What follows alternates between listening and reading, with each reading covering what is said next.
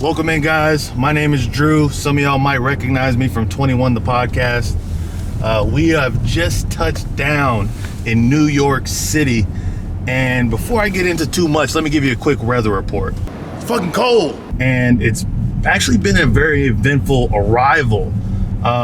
So before we get into the main purpose of what we're here in New York to do, I want to talk a little bit about how it is actually flying into New York right now. As soon as we get off the plane, LaGuardia is completely empty. Like, even though we get there kind of late, like, this has to be some of the slowest I've ever seen any airport.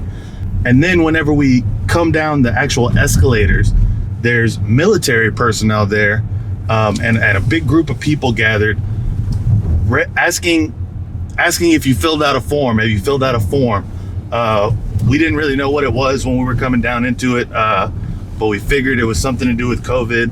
And sure enough, as soon as we got down there, they're asking for a screenshot of your green check mark.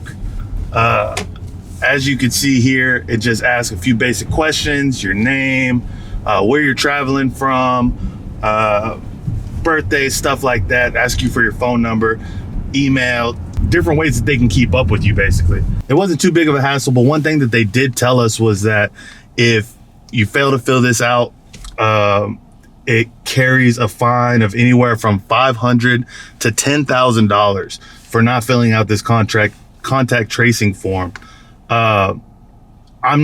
I'm not sure who's actually enforcing this. Like, if you get pulled over, do you have to show them a screenshot of this thing or what?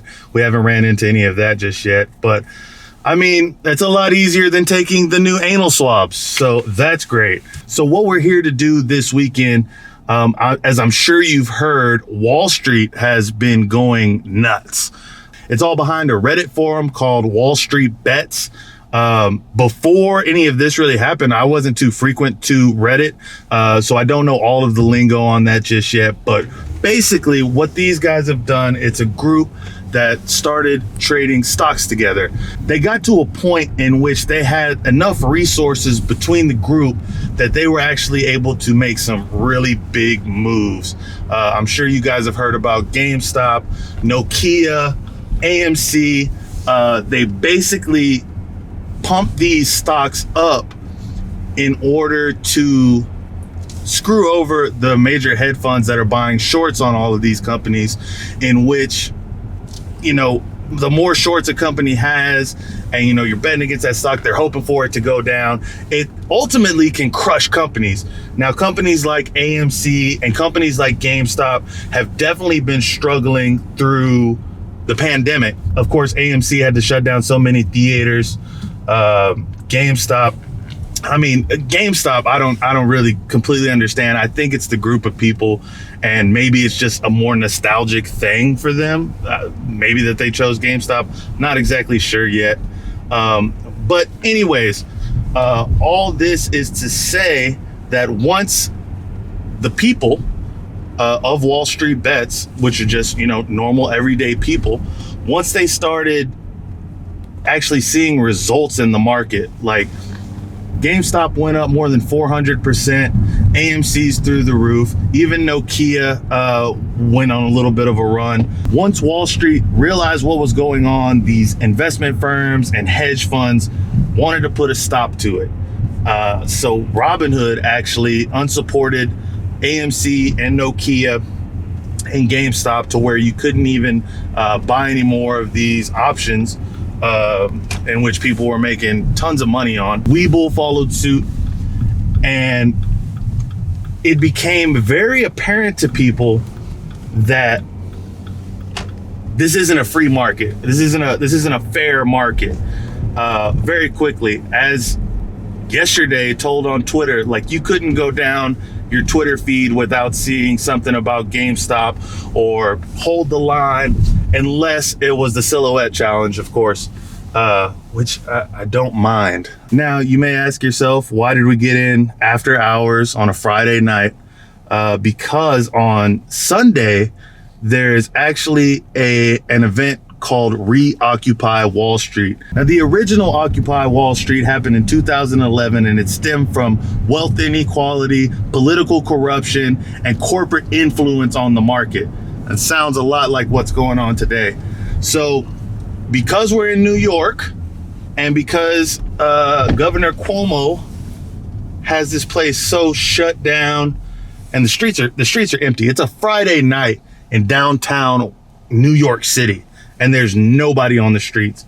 It's crazy. So there's no telling what the numbers are going to be for an event like this due to all the other circumstances. But we are here to find out, and tomorrow we will be hitting the streets early, trying to talk to some people about, how they feel about the situation, how it's going to affect things. We're going to actually go down to Wall Street. Even though it's a weekend, hopefully find some investors or traders that are willing to talk to us and tell us a little bit about, maybe get some, I guess you can't say inside information. That's probably the wrong thing to say, but that's what we want, is inside information. We'll be covering that event on Sunday, the Reoccupy Wall Street event on Sunday, and tomorrow we'll be going down to Wall Street and just around the city.